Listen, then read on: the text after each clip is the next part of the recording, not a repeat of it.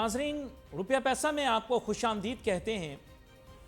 جب میں نے پہلی مرتبہ معیشت یعنی اکنامکس کو ہائر لیول آف ایجوکیشن کے اوپر پڑھنا شروع کیا تو مجھے اندازہ ہوا کہ آغاز تاریخ معیشت میں اس موضوع کا نام پولیٹیکل اکنامکس تھا، اور پھر سب سے اہم موضوع دنیا میں بن گیا انٹرنیشنل پولیٹیکل اکنامکس۔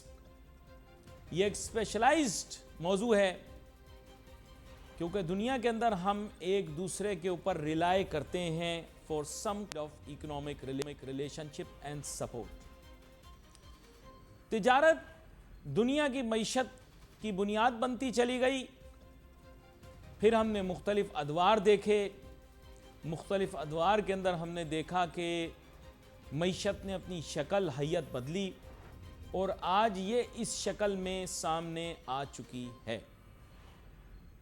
ناظرین، جدید دور میں پاکستان کیا قدم رکھنے کے لیے تیار ہے؟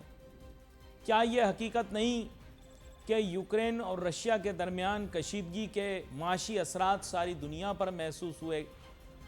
کیا یہ صحیح نہیں کہ مشرق وسطیٰ کے حالات خراب ہوتے ہیں تو تیل و دیگر اجناس کی قیمتوں کے اندر اضافہ ہو جاتا ہے اور پوری دنیا کی معیشت متاثر ہو جاتی ہے؟ انفارچونیٹلی، اور میں اب اس بارے میں زیادہ بات نہیں کرنا چاہوں گا، ماضی کے ادوار کے اندر پاکستان نے اپنی بین الاقوامی اکنامک ڈپلومیسی کا جو شعبہ ہے اس کو کافی نیگلیکٹ کیا۔ اس نیگلیکٹ کرنے کی وجہ سے ایک ایسی ڈپلومیٹک اسٹریٹجی اڈاپٹ کی گئی جو میرے نزدیک لانگ ٹرم نہیں تھی۔ اسٹریٹجی کا لانگ ٹرم ہونا ضروری ہے۔ لانگ ٹرم اسٹریٹجی کی غیر موجودگی میں سلپ شارٹ ارینجمنٹس کیے گئے۔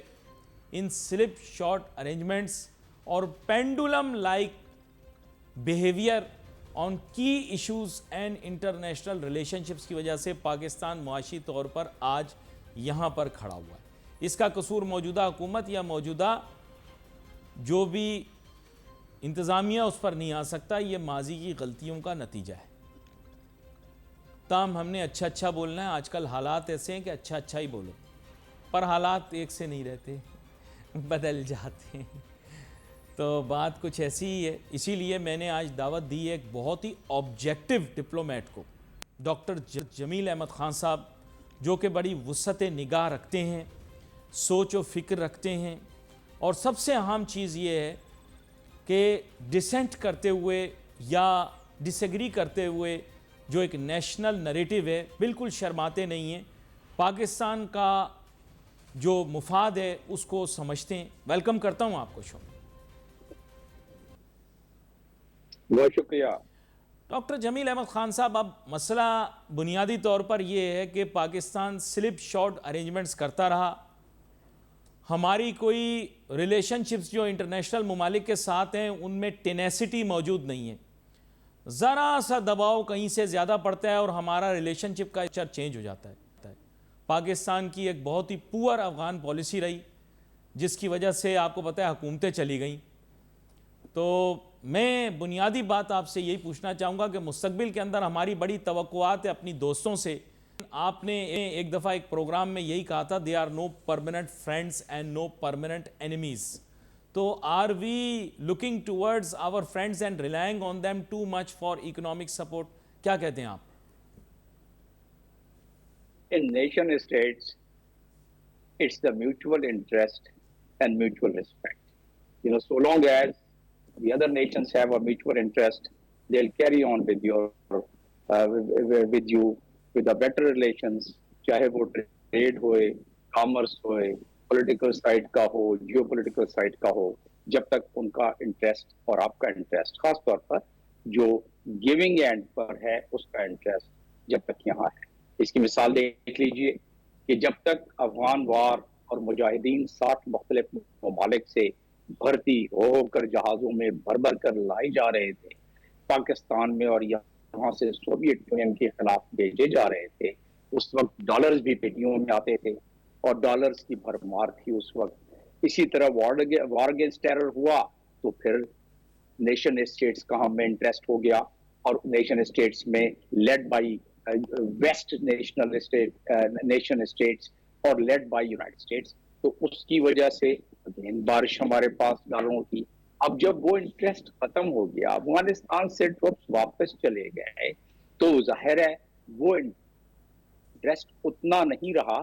اگر کوئی رہ گیا ہے تو وہ چائنا کمپٹیشن کے حوالے سے تھوڑا سا رہ گیا ہے, اور وہ اس انداز میں رہ گیا ہے کہ جو ویسٹرن کنٹریز ہیں lead by United status, they would like to have their footprint here just to have a complete eye as to what is happening around in terms of the competition with the West and with the United States. تو اس کی وجہ سے یہ معاملات ہوتے ہیں. تو اب آپ کی دو تین چیزیں آپ نے اپنے انٹرو میں اٹھا دیا, بڑی دلچسپ چیزیں آپ نے اپنے انٹرو میں آج اٹھائی ہیں, اور اس میں آپ نے اکنامک ڈپلومیسی کی بات کی.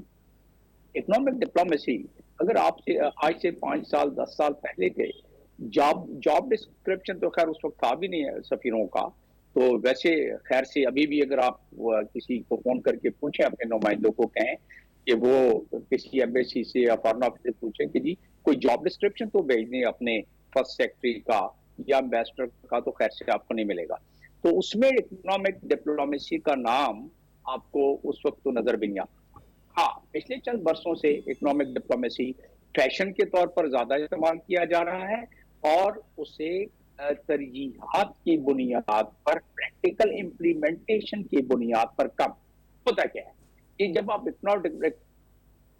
اکنامک ڈپلومیسی کی بات کرتے ہیں تو آپ میں مربوطیت آپ کے اپنے اداروں میں ہونی چاہیے.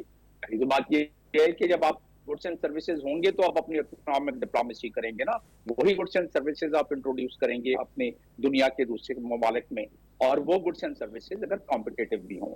تو اب آپ نے ایک اور بات انٹرو میں کی کہ ہم جس انداز سے چل رہے ہیں, جس ڈگر سے پہ چل رہے ہیں, تو ہم اس وقت پہلی بات تو اس نوعیت پر کہیں پہنچے, اور دوسری بات یہ کہ ہم آگے جا کے کیا ہمارے لیے مستقبل ہے.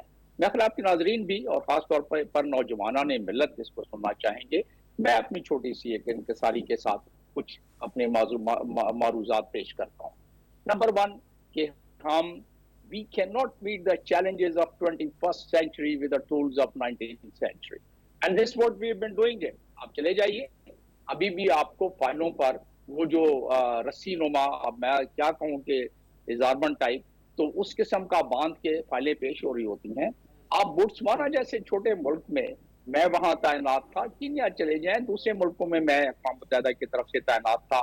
جب سفیر تھا تو لیبیا میں اور باقی جگہوں پر, مالٹا میں اور یوئی میں, تو اس وقت وہ فائلیں وہاں بھی اس طرح دھاگوں کے ساتھ اور رسیوں کے ساتھ باندھ کرنی پیش. اور کہہ کیوں رہا ہوں, جہاں آپ کے پاس 125 ملین کی پاپولیشن ہو, اس کو آپ جب تک ڈیجیٹائز نہیں کریں گے, اس وقت تک آپ چیزوں کو پر حاوی نہیں ہو سکیں گے. ایک تو یہ چھوٹی سی مثال تھی. پھر دوسری مثال یہ ہے کہ جس ملک میں کاسٹ آف لیونگ اور کاسٹ آف پروڈکشن اتنی بڑھ جائے کہ جو آپ کمپٹیٹو نہ رہیں, تو پھر آپ کے پاس جی ایس پی پلس جو ہے اس میں بھی آپ اپنے مصنوعات پوری نہیں کر سکتے ہیں. اور جب آپ کے اوپر ایک اس سے بڑا پہاڑ آیا ہو سامنے, اور وہ ہے جیو پولیٹیکل منظرنامے کا پہاڑ, اور وہ ہے پہاڑ آنے والا جو 21 جنوری سے امریکہ میں آئے گا, تبدیلی آئے گی, اور وہ ایک جو پوری دنیا پر اس کا ایک اثر پڑے گا, اس کے لیے تیار نہیں. اچھا, میں ایک بات آپ سے اسی موضوع کے اوپر کرنا چاہوں گا, کیونکہ آپ نے دیکھا ہوگا میڈیا کے اوپر کچھ زیادہ جنون طاری ہو گیا. میں تو حیران یہ ہوا کہ پاکستانی میڈیا کے اوپر لوگوں نے ڈونلڈ ٹرمپ کی اتنی مخالفت کی جتنا میرے خیال امریکی میڈیا پر نہیں کی. تو سب سے پہلے تو مجھے اس چیز کی بڑی حیرانگی ہوئی, اور میرے خیال سے جہاں باقی چیزوں کے اوپر میڈیا کنٹرولڈ ہے, میرے خیال سے یہاں پر شتر بے مہار چھوڑ دیا گیا. بین الاقوامی تعلقات کے اندر یہ تو بڑا حساس موضوع ہوتا ہے, اور آپ کو پتا ہوگا کہ دنیا کے اندر کہیں پر بھی انٹرنیشنل میڈیا کے اوپر کسی اور ملک کی سیاست کے اوپر اتنی زیادہ قیاس آرائی کرنا ڈپلومیٹک نارمز کی اوپن وائیولیشن ہے, اور اس کو تو اب انٹرنیشنلی کنسیڈر کیا جاتا ہے میڈلنگ اور انٹرفیرنس ان انادر کنٹریز الیکشن. تو ہم 25 کروڑ ملک 25 करोड़ आबादी वाला एक मुल्क है जिसके मीडिया के ऊपर हमने मतलब माजरत के साथ मैं माफ़ी मांग लेता हूं जनाब डोनाल्ड ट्रंप साहब से कि ये हमारे लोग थोड़ा जज्बाती हो जाते हैं कभी कभार। तो आपने खुद देखा होगा ये तो डिप्लोमेटिक नॉर्म्स होते हैं, इसकी तो सफाइयाँ एम्बेसडर्स को देनी पड़ जाती हैं कि आपके मुल्क के अंदर क्यों इतनी मुखालफत हो रही है। क्या आप मुझे बताएं क्या ये मस्बत बात है इस तरह की बातें और इस तरह की हरकतें करना? आगे हमें अंडरस्टूड है कि डोनाल्ड ट्रंप प्रेसिडेंट होंगे, वो तो बड़े नेगेटिव माइंडसेट के साथ आएंगे। अगर उनको 3-4 क्लिपें दिखा दी गई हमारे यहाँ प्राइम टाइम की तो पाकिस्तान में। जी हाँ, इसमें इसी हद तक बात दुरुस्त है, लेकिन दुनिया में ऐसे कानून मौजूद हैं starting from the universal charter of human right जिसमें फ्रीडम ऑफ स्पीच का है, और फिर आप दुनिया के मुख्तलिफ ममालिक में जो हम जैसे लोग हैं उनके फ्रीडम ऑफ स्पीच कम अज कम ज़ाहिरी तौर पर बंद नहीं कर सकते हैं। मौजूदा दौर की मैं बात नहीं कर नहीं, रहा हूं। मैं बिल्कुल तो नहीं उस आपको लिहाज मना से करूंगा, आप तो अमेरिका बड़ी को अच्छी पता है बात कि करते हैं, लेकिन मैं कह रहा हूं कि आप तो इन नॉर्म से वाकिफ हैं। लेकिन आपने देखा होगा वो लोग जो दो माजरत के साथ जो दो जुमले अंग्रेजी के सीधे नहीं बोल सकते, वो हमारे यहाँ मीडिया पर आकर जिस तरह की कयास कर रहे थे आपने खुद देखा होगा, वो बड़ी रैश थी। वो पढ़े लिखे लोगों की तो हर किस्म की बात सुन लेते हैं, लेकिन आपने बात सुनी होगी कि चीचों के मलिया के कोई तजिया ख्वार जो हैं वो आकर अमरीकी मईशत के ऊपर, आपने देखा होगा, खुद देखा होगा आपने। न सिर्फ देखा बल्कि मैं समझता हूँ कि इतने प्रोग्राम किए हैं कि शायद ही किसी ने किए हों इस पर, क्योंकि हर टीवी चैनल को इसी का शौक था। और अमेरिका के बाद अगर किसी और जगह इस पे इंटरेस्ट लिया जा रहा था इलेक्शन में तो पाकिस्तान में आपकी बात दुरुस्त है ये, लेकिन हमारी समत क्यों गलत होती है? देखिए, अवाम तो चले बोल लेते हैं, ये कोई गल्फ कंट्रीज नहीं है कि जहां एक कॉन्स्टिट्यूशन में दिया हुआ है फ्रीडम ऑफ स्पीच का, कि वहां कोई ऐसी कोई बात ना करे और हुकूमत जाहिरी तौर पर कंट्रोल नहीं करती। लेकिन वैसे अगर कोई ऐसी आप लोगों को आ जाती कैमरा की तरफ से हिदायत, तो शायद फिर ऐसा नहीं होता। लेकिन इसका इम्पैक्ट पड़ता है। आप सही फरमा रहे हैं कि जो स्क्रिप्ट बनती है, आपको मैं बताता चलूं कि अमेरिका का एक बहुत बड़ा सेल है दोहा में, और वहां 50 सैकड़ों की तरह तादाद में लोग थोड़ा सा बैठे इंटरप्ट हैं करूंगा और जनाब बात हो रही डॉक्टर जमील अहमद खान साहब के साथ, जो मुल्क के मारूफ सफ़ीर और सिफारतकारी के मौजू के ऊपर बड़ी कमांड रखते हैं। तो आपके साथ गुफ्तगू हो रही थी जमील साहब, मुश्किल असल में ये है, मैं एक आपके सामने एक माजरा और मामला रखता हूँ, अब इसके आउटकम्स आपको बताता हूँ कि जो, और आप उसके ऊपर अपना तजिया पेश करें। डोनाल्ड ट्रंप साहब के आने के बाद मुझे ऐसा महसूस होता है कि एक टैरिफ वॉर शुरू हो जाएगी उनके और चाइना के दरमियान, क्योंकि वो थोड़ी प्रोटेक्शनिस्ट माइंडसेट के मालिक हैं और उनका एम ये है कि वो ये टैरिफ्स के ज़रिए चाइना को आइसोलेट करेंगे, specially access to one of the largest markets यानी यूएस जो है उसको लिमिट करेंगे। पाकिस्तान, आपको पता है, अवाम को तो पता नहीं लगता, लेकिन पाकिस्तान चाइना के साथ अपनी रिलेशनशिप के अंदर बहुत दफ़ा रोल बैक भी कर चुका है। अवाम को नहीं पता लगने देते हम ये बातें, जैसे अवाम को हम पता नहीं लगने देते कि ईरान की IRNA पाकिस्तान के बारे में रोज़ क्या बयानात देती है, क्योंकि वो छुपा दिया जाता है हमारे यहाँ। अब वो क्यों छुपाया जाता है आई डोंट नो। हमारे मुल्क के अंदर ये भी छुपा दिया जाता है कि इस वक्त तालिबान अफ़गानिस्तान के अंदर पाकिस्तान के मुतल्लिक क्या बयानात दे रहे हैं, और आज तक आपको पता है वो तस्वीर नहीं लगाते, लेकिन उनके जो वुज़रा हैं वो पीछे अहमद शाह बाबा यानी अहमद शाह दुरानी की जो है वो तस्वीरें लगा के इंटरव्यू देते हैं। तो ये क्या चीज़ें हैं? तो मैं बुनियादी तौर पे कहना चाह रहा हूँ कि दुनिया का अभी इस वक्त जो है ग्लोबल मैप डिप्लोमेसी के हिसाब से वो चेंज हो रहा है। क्या पाकिस्तान रेडी है उसके लिए? Are we geared up for it?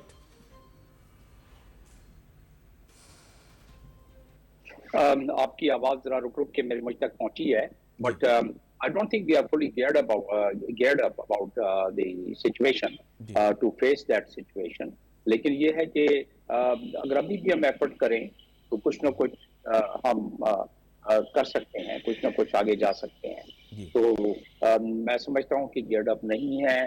बड़ी तेजी से तगय्युरात चेंज हो रहे हैं, बड़ी तेजी से हालात चेंज हो रहे हैं दुनिया के, और खास तौर पर जो बड़े बड़े मामलात हैं जैसे कि यूएस इलेक्शन का इम्पैक्ट, और जैसे कि یوکرین وار کا اور جیسے کہ آنے والے دنوں میں ایران پر حملہ جو ہونے کا احتمال ہے اسرائیل سے، تو ان تمام کا جو اکنامک بھونچال آنے والا ہے اس کا ادراک بدقسمتی سے بہت سارے ملکوں کو نہیں ہے، اور ہم ٹاپ کے چند ملکوں میں آتے ہیں کہ ہمیں بھی اس کا ادراک پورا نہیں ہے. تو اتنی اور میری جلدی مراد جلدی ادراک سے یہ ہے. ڈاکٹر جمیل احمد خان صاحب، میں آپ سے پوچھنا چاہوں گا، اتنی جلدی جلدی وہ کہتے ہیں نا ریسیٹ بٹن دبانے والے جو لوگ ہوتے ہیں دے گیٹ انٹو ٹربل. تو وہ مین ایم یہ کہ ہم نے عوام کو پتہ نہیں لگا. میں آپ کو بتا دوں، عوام تو ہماری بھولی ہے بیچارے، ان کو پتہ ہی کچھ نہیں. ان کو بس یہ پتہ ہے چیچوں کی ملیا میں کیا ہو رہا ہے. ہم دیکھیں رشیا اور یوکرین کے اوپر 2 دفعہ ریسیٹ بٹن دبا چکے ہیں. ایک دفعہ ہمارا پورا وزیر اعظم چلا گیا، اس کی پوری حکومت چلی گئی، وہ ابھی تک میں اندر ہے کیونکہ اس کو ریسیٹ بٹن اس نے غلط ٹائم کے اوپر دبا دیا. این انویژن والے دن پر وہ رشیا پہنچ گیا، اور پھر اس کے بعد آپ کو پتہ ہے اب وہ کہاں پہنچ گیا. تو بات یہ ہے کہ ابھی ہم دوبارہ ریسیٹ پہ جائیں گے مائنڈ یو. اس کے علاوہ مڈل ایسٹ کے متعلق I can assure you, please forgive me for saying this, we absolutely have no centralized policy regarding Middle East. We don't know where we stand. امہ کیا ہوتا ہے؟ امہ جس کے ساتھ ہے، امہ تو ہر کسی کے ساتھ ہے. تو what is this? We need proper concrete stance to cope with the situation. کیا کہتے ہیں آپ؟ جی ہاں، جب تک ہم ذہنی طور پر کلیئر نہیں ہوں گے، جب تک کہ ہماری نیریٹو کلیئر نہیں ہوگا، جب تک کہ ہماری انٹرنل پالیسی وہ کلیئر نہیں ہوگی، اور جب تک ہم انٹرنلی اسٹرانگ نہیں ہوں گے، اس وقت تک ہماری ایکسٹرنل پالیسی میں بھی اتنی پختگی نہیں آئے گی، اور ہم ایکسٹرنلی یعنی کہ ہماری فارن پالیسی میں اور ہماری ڈپلومیسی میں اتنی اسٹرینتھ نہیں آئے گی. یہ تو بات ہے جو کہ جنرلائز فارم میں ہے. اس کا اسپیسیفک امپیکٹ یہ ہے کہ وہ جو مسلم امہ اور بردرز مجھے کہتے تھے یو ای والے، ہمارے اتصالات کے 800 بلین اب تک جو انہوں نے دینے ہیں اتصالات نے پی ٹی سی ایل کو، جو ہمارا معاہدہ ہوا تھا اس وقت کے حکومت کے ساتھ یو ای کا، تو 800 ملین ڈالر ابھی تک نہیں ملے ہیں.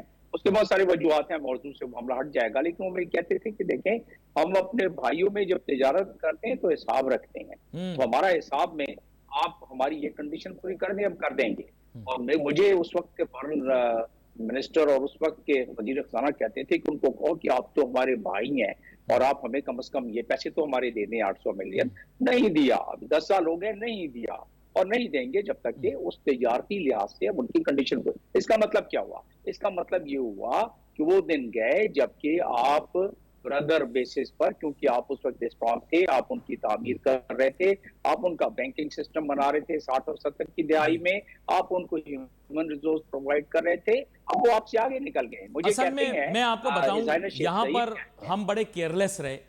بھائی قصور ان کا بھی ہوگا ضرور، لیکن جو کیئرلیسنس ہم نے کی، جس کے بعد آپ کو یاد ہوگا تب کے وزیر خارجہ گرگاش صاحب، انہوں نے صاف کہا کہ آپ کے ساتھ ہمارے تعلقات تو انیویٹیبل ہیں، لیکن آپ نے یہ جو ریزولوشن پاس کرائی دھرنے سے اٹھ کے کہ ہم تحفظ کے لیے نہیں آئیں گے حقیقی پاک سر زمین کی، تو میں اس پر آتا ہوں. آپ کے ساتھ ایک نقطہ میرے ذہن میں تھا، میں نے کہا پہلے تو مسلم امہ کو کلیئر کریں.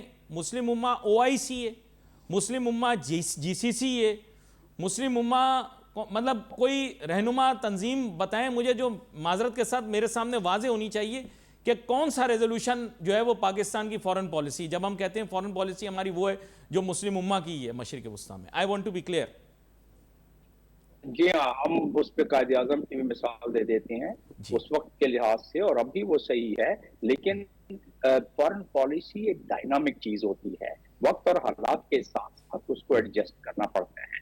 اور اس وقت جس خوفناک حالات اور واقعات جو دنیا کے ہیں، اس میں تو ہمیں ڈیلی بیسس پہ اس کو ایڈجسٹ کرنا پڑے گا. اب سن لیں مسلم امہ کی بات. مسلم امہ 1.8 بلین 157 جو 57 کنٹریز ہیں اس کے OIC کے اور عرب لیگ کے، اس میں اس کے ان ممبر کنٹریز میں جو افراد رہتے ہیں وہ 1.8 بلین ہیں، اور پوری دنیا میں 1.9 بلین ہے. تو یہ ہے مسلم امہ. اور مسلم امہ 1.8 کی آواز جو OIC کے چارٹر کے مطابق ہے، میں چارٹر کا حوالہ دے رہا ہوں، وہ ہے OIC. اور OIC اس وقت جو صورتحال ہے، لیکن میں اس کو نکتہ چینی سے پہلے میں یہ بتاتا چلوں کہ ایک ہارورڈ یونیورسٹی ہے جو ان کی تصنیفات ہیں، ایجادات ہیں، اور جو ان کے کتابیں لکھی ہیں انہوں نے، اس کے مقابلے میں پوری کے پورے جو 157 ممالک کی جو تصنیفات اور جو ایجادات تو خیر ہوئی نہیں ہے، وہ اس کے مقابلے میں ایک ہارورڈ یونیورسٹی کی ذات ہے. تو اس لحاظ سے میں بہت سی مثال میں اس کو یہ بتانا چاہتا ہوں کہ مسلم امہ نے جو ڈالر کے زور پر ابھی بھی جو اپنی ترقی کر رہے ہیں اچھی بات ہے، لیکن اس کے علاوہ اس میں انہوں نے اس مقام پر نہیں پہنچے. اس لیے ان کی آواز آپ نے دیکھا کہ میرا آرٹیکل پڑھ لیں جو OIC سے ایک دن پہلے چھپا ہے، نیٹ پر موجود ہے. اس پہ کوئی راکٹ سائنس نہیں تھی. میں نے بتا دیا تھا کہ کنڈیم کریں گے، میں نے بتا دیا تھا کہیں گے کہ اسرائیل کو اسلحہ پرووائڈ کرو، میں نے بتا دیا تھا کہ ان کو بھوک افلاس سے ان کو بچاؤ، ان کو کھانا پانی دو، میں نے بتا دیا تھا کہ ٹو اسٹیٹ تھیوری کے بارے میں یہ بات کریں گے. ساری چیزیں وہ دوسرے دن آ گئیں. تو اس میں ہمیں پتہ ہے کہ ہماری مسلم امہ اور OIC کے کنٹریز، وہ ان کے پاس کیا کیا ان کی اس وقت حکمت عملی ہے اور وہ کتنے مضبوط ہیں کہ سٹینڈ لے سکے. ورنہ آپ کے 44,000 افراد جس کو کہ آپ نے OIC کے پریمبل کے 16ویں پیراگراف میں پڑھ لیں، اس کو 16ویں پیراگراف میں لکھا ہوا ہے کہ ہم فلسطین کے ساتھ کھڑے ہوں گے اور فلسطینیوں کی مدد کریں گے. اور 18ویں آرٹیکل میں لکھا ہوا ہے OIC کے چارٹر کے، میں آپ کو حوالے دے رہا ہوں، اس میں لکھا ہوا ہے کہ فلسطین کے لیے ایک اسپیشل ہم ایڈیشنل سیکرٹری جنرل کا قائم کریں گے جو کہ فلسطین کی کاز کو آگے لے کے چلتا رہے گا. اچھا، اور حیرانگی کی بات یہ ہے، میرے پاس وقت ختم ہو گیا، لیکن میں چاہ یہ رہا تھا کہ میں آپ سے اس متعلق ضرور پوچھوں کہ بنیادی طور پر جو یروشلم کا حصہ تھا، جو کہ باقاعدہ طور پر ایک انڈیوائیڈڈ، جس کی ایک حیثیت ہے، جس کے اوپر معاملات کسی اور طرف تھے، اس کے متعلق ابھی تک کوئی گفتگو نہیں کی گئی. خیر، لیکن میرے پاس وقت مختصر، اس لیے میں آپ کا شکریہ ادا کروں گا اور اگلے پروگرام کے اندر آپ کو ضرور دعوت دوں گا، جو کہ ہم جلدی کریں گے اسی موضوع کے اوپر یا اس سے ملتے جلتے موضوع کے اوپر. پاکستان کی فورن پالیسی جو ہے وہ ہمارے جو آبجیکٹیوز ہے اس کے ساتھ الائنڈ ہونی چاہیے، اور موسٹ امپورٹنٹلی اکنامک جو ہماری اسٹریٹجی ہے فیوچر کی، اس کے ساتھ الائنڈ ہونی چاہیے. لیکن جیسے کہ فاضل مہمان کے ساتھ بھی ڈسکشن ہو رہی تھی کہ قائد اعظم محمد علی جناح جو ہیں، انہوں نے جو ایک آپ سمجھیں کہ ترتیب دی تھی پاکستان کے فورن پالیسی پریورٹیز کے لیے، اور جو انہوں نے حسین اصول بتائے تھے ان پر عمل کرنا بہت ضروری ہے. نمبر 1، پاکستان بین الاقوامی سطح کے اوپر مطلب دنیاوی سپر پاور جو ہوتی ہیں ان کی سیاست میں نہیں پڑے گی اور ان کی گیم کے اندر نہیں پڑے گی، اس سے دور رہے گی. اس کا خلاصہ آپ کے سامنے پیش کریں. دوسرا، ہمیشہ مسلم امہ اور مسلم ممالک کے ساتھ کھڑی رہے گی، دنیا کے اندر انصاف کے تقاضوں کو پورا کرتے ہوئے انصاف کے لیے آواز اٹھائے گی. اور یہ بنیادی بات یہی ہے کہ نان الائنڈ رہے گی. جہاں کوئی غلط کام ہو رہا ہوگا اس کو کنڈیم کرے گی، جہاں کوئی صحیح کام ہو رہا ہوگا آن مورل اینڈ ایتھیکل پرنسپلس.